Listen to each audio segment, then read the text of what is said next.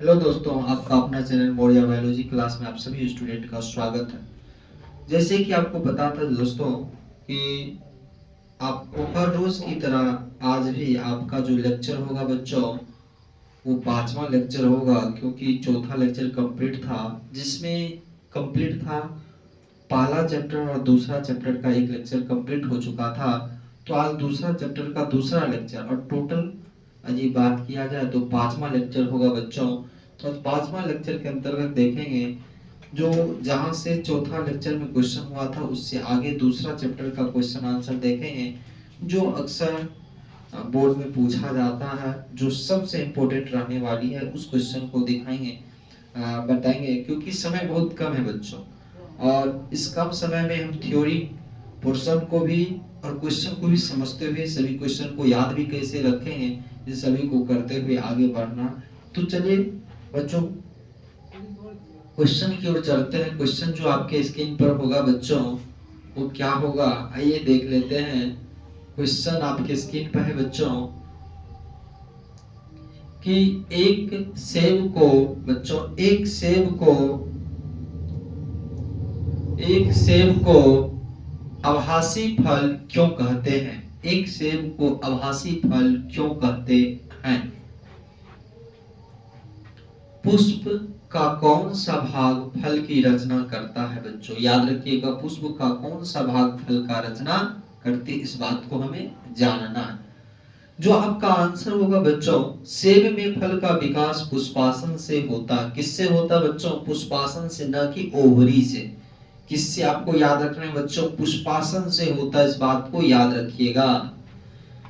इसी कारण इसे आभासी फल कहते हैं। क्या कहते हैं बच्चों? इसी कारण इसे हम किस फल के नाम से जानते हैं? आभासी फल के नाम से जानते हैं। फल की रचना पुष्पासन के निषेचित अंडे से होती है। किससे होती है बच्चों? निषेचित अंडे से होती। इस बात को भी याद रखिएगा, किससे होती? निषेचित अंडों से भी होती। तो ये रही क्वेश्चन बच्चों आपका, आभासी फल क्यों कहते हैं, पुष्पासन का कौन सा भाग फल की रचना करता है। तो रचना के बारे में भी समझ में आ गया, और पुष्पासन आभासी फल क्यों कहते, इस बात को भी हम लोग समझ गए। नेक्स्ट क्वेश्चन बच्चों आपके स्क्रीन पर है। नेक्स्ट क्वेश्चन के बारे में जानना और डिटेल से समझ। अच्छा, ये क्वेश्चन कंप्लीट हो गया था बच्चों, ये क्वेश्चन करा दिया गया था, हाँ बिल्कुल।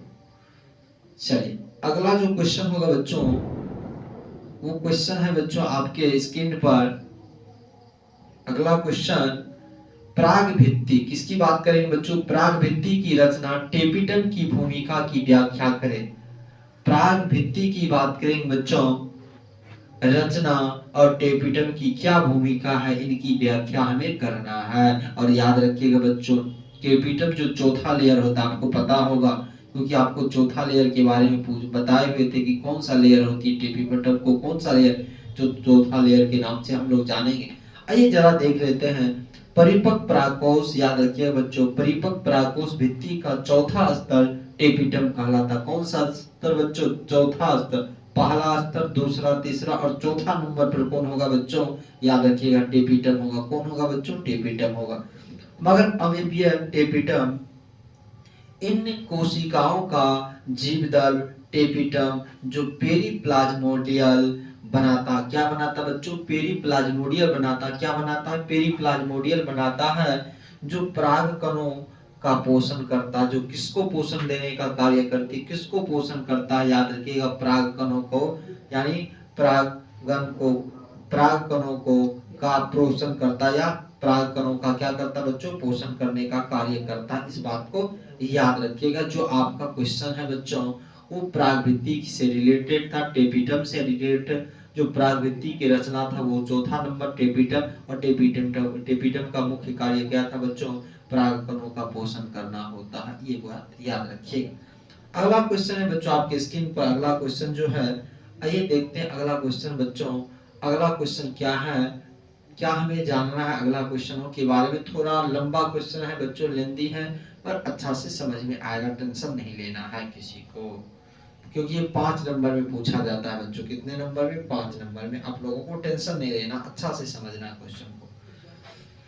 क्या कहता है बच्चों? क्वेश्चन को समझना, कहता है एक स्पष्ट एवं साफ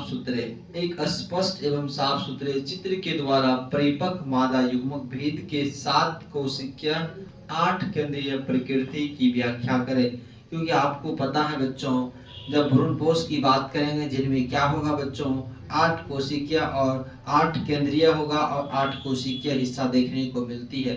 ऊपर वाले हिस्सा को चलाजा कहते हैं, नीचे वाले हिस्सा को माइक्रोपाइल कहते हैं। और याद रखिएगा, चलाजा के पास एंटीपोडल होता और माइक्रोपाइल के पास क्या होता, 2 सहायक कोशिका और एक कोशिका होता। इस प्रकार से हम आप लोगों को डायग्राम बताए होंगे बच्चों, इस प्रकार से आप लोगों को डायग्राम बताए थे। इसको चलाजा कहते हैं और इसको माइक्रोपाइल कहते हैं। चलाजा के पास ये एंटीपोडल होती है, एक कोशिका होती है और ये दोनों सहायक कोशिका होती है, ये याद रखिएगा। और बीच में बच्चों सेंट्रल कोशिकाएं होती है, ये पॉइंट भी याद रखिएगा। कहता है बच्चों कि अब क्वेश्चन को जान लेते हैं। आवृत्त बीजी पौधों को मादा युग्मक भेद 7 कोशिकीय और 8 केंद्रीय, यानी इनके अंदर 7 कोशिकीय और 8 केंद्रीय होता है बच्चों। क्या होती, 7 कोशिकीय और 8 केंद्रीय होती, इस बात को याद रखिएगा। जिसके परिवर्धन के समय क्रियाशील गुरु बीजाणु यानी फंक्शनल मेगास्पोर प्रथम केंद्रीय विभाजन द्वारा 2 केंद्रक बनाता है। कितना केंद्रक बनाता है बच्चों, 2 केंद्रक बनाता है। और दोनों केंद्रक गुरु बीजाणु के दोनों ध्रुवों पर माइक्रोपाइल और निभाग्य पर पहुंच जाते हैं। कहां पहुंच जाते हैं बच्चों, माइक्रोपाइल और निभाग्य पर पहुंच जाते हैं। कहां पहुंच जाते हैं बच्चों, माइक्रोपाइल और निभाग्य पर पहुंच जाती है, इस बात को याद रखिएगा, पहुंच जाती है। मगर द्वितीय विभाजन द्वारा, कौन सा विभाजन बच्चों, द्वितीय विभाजन द्वारा दोनों सिरों, किसकी बात करेंगे, दोनों सिरों पर 2-2 केंद्रिकाएं बन जाती है। कितना केंद्रिका बन जाती है बच्चों, 2 केंद्रिका बन जाती है। मगर जब तृतीय विभाजन द्वारा दोनों सिरों पर 4-4 केंद्रक बन जाती है। जब पहला विभाजन होता है बच्चों तो क्या होता है, इस बात को याद रखिएगा। क्या होता, प्रथम विभाजन में केंद्रीय विभाजन 2 केंद्रक बना लेता है और दोनों केंद्रक गुरु बीजाणु के दोनों ध्रुवों पर चले जाते हैं। एक ध्रुव होता चलाजा और एक होता माइक्रोपाइल, दोनों बातों को याद रखिएगा। मगर जब द्वितीय विभाजन की क्रियाएं होती है तो याद रखिएगा, दोनों सिरों पर 2-2 केंद्रिका बन जाती। मगर तृतीय विभाजन हो तो याद रखेंगे बच्चों, दोनों सिरों पर 4-4 केंद्रक बन जाती है। तो प्रथम विभाजन, द्वितीय विभाजन और तृतीय विभाजन याद रखोगे बच्चों कि क्या होगा 3 विभाजन में। और याद रखना कि 3 विभाजन में 4 केंद्रक बन जाते हैं। कितना केंद्रक बन जाते हैं, 4। कितना, 4। और याद रखेंगे माइक्रोपाइल शीर्ष पर 4 केंद्रक में से 3 केंद्रक अंड उपकरण यानी एक एपरेटस का होता है बच्चों। किसका होता है, एक एपरेटस का होता। किसका होता बच्चों, एक एपरेटस का होता, बनाते हैं। तथा चौथा केंद्रक ऊपरी ध्रुव का चक्र बनाता। किसका बनाता बच्चों, ऊपरी ध्रुवों का चक्र बनाता। इस बात को याद रखिए। थोड़ा हम इसके डायग्राम को, थोड़ा डायग्राम के ऊपर नजर डाल लें। इसका डायग्राम की बात किया जाए बच्चों तो जरा देखिए इनका डायग्राम। ये चलाजा होता बच्चों, एक माइक्रोपाइल होता और ये तीनों एंटीपोडल सेल होता है। ये सेंट्रल या पोलर सेल होता है, एक सेल होता है सेनर्गिड सेल होता है। और ये याद रखिएगा, आपसे पूछा जाएगा एपरेटस वाले हिस्सा जो घास्य रूप में दिखता है, देखिए ये सारी हिस्सा। तो आप इस डायग्राम को याद रखिएगा। ये चलाजा होता है, ये माइक्रोपाइल होता है और बीच में सेंटर की कोशिकाएं होती है। और याद रखिएगा जो 7 कोशिकाएं होती है, एक बड़ा वाली कोशिका, एक कोशिका ये, एक कोशिका ये और ये कोशिका ये, यानी 3 और एक बड़ा 4। एक ये हो गया 5, एक ये हो गया 6 और एक यहाँ है ये कितना, 7। तो 7 कोशिका और 8 केंद्रीय होता, इस बात को याद रखेंगे बच्चों। आगे बढ़ते हैं। आगे आपके सामने बच्चों, आपके स्क्रीन पर क्वेश्चन है। क्या है क्वेश्चन, इस बात को समझिएगा। क्वेश्चन है बच्चों, असंख्य जनन क्या है। असंख्य जनन क्या है, इसका क्या महत्व है बच्चों। असंख्य जनन क्या है, इसका क्या महत्व है बच्चों, याद रखिएगा। बिल्कुल आसानी से समझ में आएगा। और याद रखिएगा बच्चों, यकीन मानिए पूछेगा तो यहीं से पूछेगा, 110% पूछेगा। इसलिए इस क्वेश्चन को याद करना नहीं भूलिएगा बच्चों। और अभी सभी बच्चों कॉपी पेन लेके बैठिए ताकि सभी बच्चों को याद हो सके। लिख लीजिए ताकि आपको याद करना ज्यादा आपको परेशानी ना हो पाए ज्यादा याद करने में, क्योंकि पढ़ने के साथ साथ लिख लीजिएगा तो बहुत बेहतरीन होगा बच्चों। इसलिए क्वेश्चन को देखते जैसे मात्र जैसे समझा रहे हैं इस तरीके आप नोट भी करते चलिए, ताकि बहुत ज्यादा बेहतरीन हो। आप स्क्रीनशॉट लेना चाहते हो तो स्क्रीनशॉट भी ले सकते, कोई दिक्कत नहीं।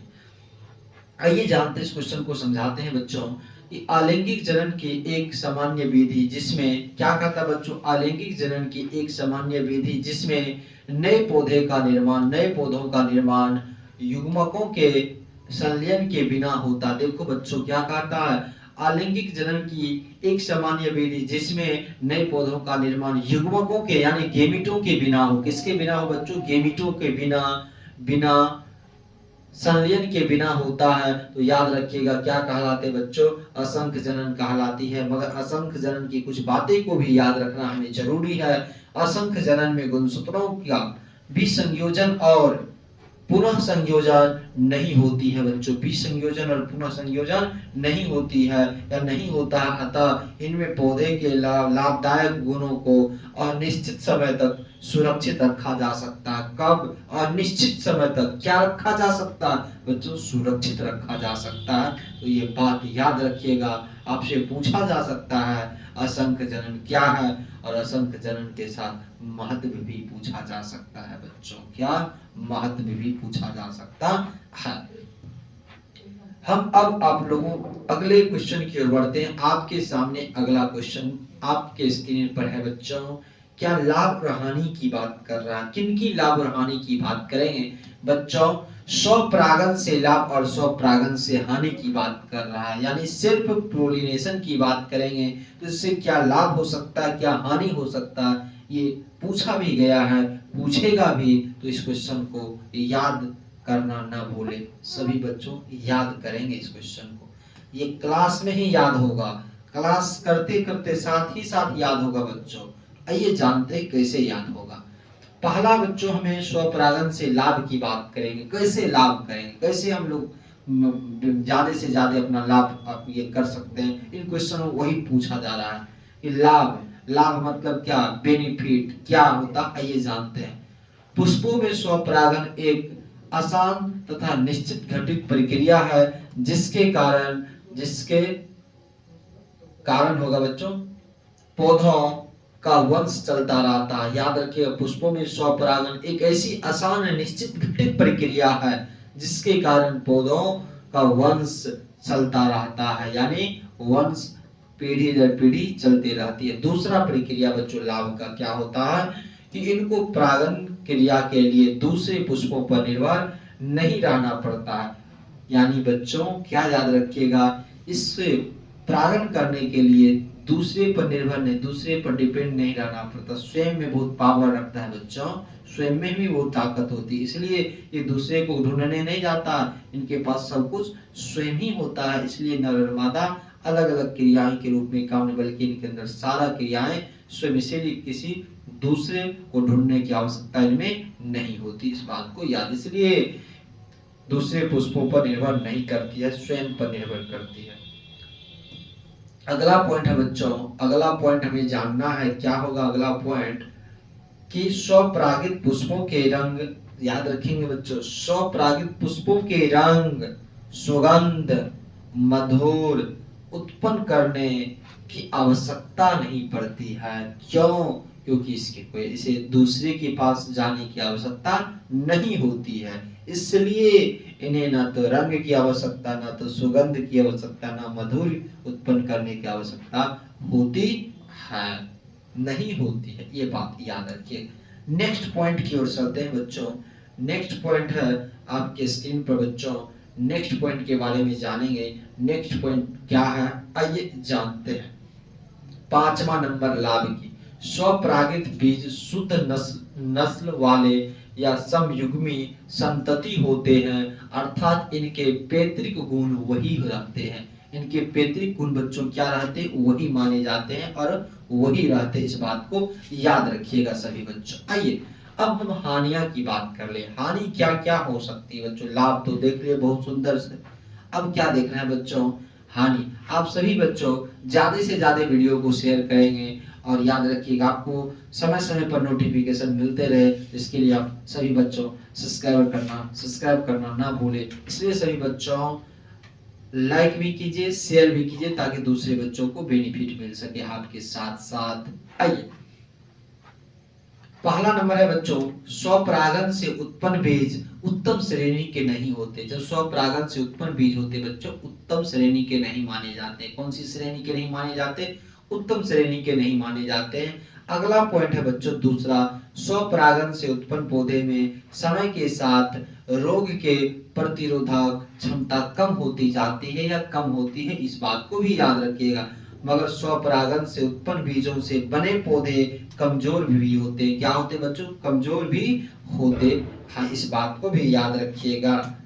अगला पॉइंट है बच्चों कि ऐसे बीज शीघ्र नहीं पकते हैं। ये जो स्वपरागन से उत्पन्न वाले बीज होते बच्चों शीघ्र नहीं पकते हैं। और याद रखिए बच्चों स्वपरागन द्वारा नई जातियों की उत्पत्ति नहीं हो सकती है। क्या नहीं हो सकती है? यानी नई जातियों की उत्पत्ति नहीं हो सकती। इस बात को याद रखिएगा। जो क्वेश्चन करा रहे हैं बच्चों बहुत ज्यादा इंपॉर्टेंट है, याद रखेंगे। आइए अब जो हम जानेंगे बच्चों ये एक क्वेश्चन और जान लेते हैं जो कि इस लेक्चर का क्वेश्चन होगा बच्चों। आइए हम जान लेते हैं इस क्वेश्चन को। क्या है क्वेश्चन? आइए एक एक करके हम समझें। क्या कहता? प्रांकुर चोल और मूलांकुर चोल में अंतर लिखे। क्या है बच्चों? आइए हम जानते हैं इसके बारे में। प्रांकुर चोल और मूलांकुर चोल की बात करें। पहला है बच्चों, पहला पॉइंट हमें जानेंगे इनके अंतर्गत। आइए जानते हैं पहला नंबर, यह प्रांकुर का आवरण होता है जो छोटी पत्तियों का बना होता। जो किसकी बनी होती बच्चों? छोटी पत्तियों का बना होता है या बनी होती है। दूसरा बात है इनमें देखते हैं, यह मूलांकुर का आवरण होता है जो बड़ी पत्तियों का बना होता। याद देखिएगा बच्चों वो छोटी पत्तियों का बना होता और ये बड़ी पत्तियों, ये छोटा पत्तियों और ये बड़ा पत्तियों का बना होता। इसे याद रखेंगे, ये बड़ा छोटा और ये बड़ा। दूसरी बात, दूसरा पॉइंट याद रखना है बच्चों। दूसरा पॉइंट हमें जानेंगे। दूसरा पॉइंट हमें जानना है, यह प्रांकुर की सुरक्षा करता है और यह मूलांकुर की सुरक्षा। ये जहां रहेगा उसका सुरक्षा करेगा और ये जहां रहेगा उसका सुरक्षा करेगा। तो ये रहता कहाँ है बच्चों? प्रांकुर के अंदर। और ये कहाँ रहता है? मूलांकुर के अंदर। ये दोनों पॉइंट को याद रखेंगे। नेक्स्ट पॉइंट है क्या बच्चों? जानते हैं नेक्स्ट पॉइंट के बारे में। नेक्स्ट पॉइंट नहीं बच्चों, दो ही पॉइंट बताया गया, दो ही पॉइंट बता रहे हैं। ठीक है, 2 नंबर में ही पूछा जाता है तो ये दोनों पॉइंट को आप सभी बच्चों याद रखेंगे। ये 2 पॉइंट था। तो आज का जो लेक्चर है बच्चों, आज का लेक्चर में इतना ही क्वेश्चन है। इसी तरह आपको कम ही क्वेश्चन करना है मगर याद करते हुए रहना है। तो फिर नेक्स्ट वीडियो में मिलते हैं सभी बच्चों के साथ। तब तक के लिए सभी बच्चों को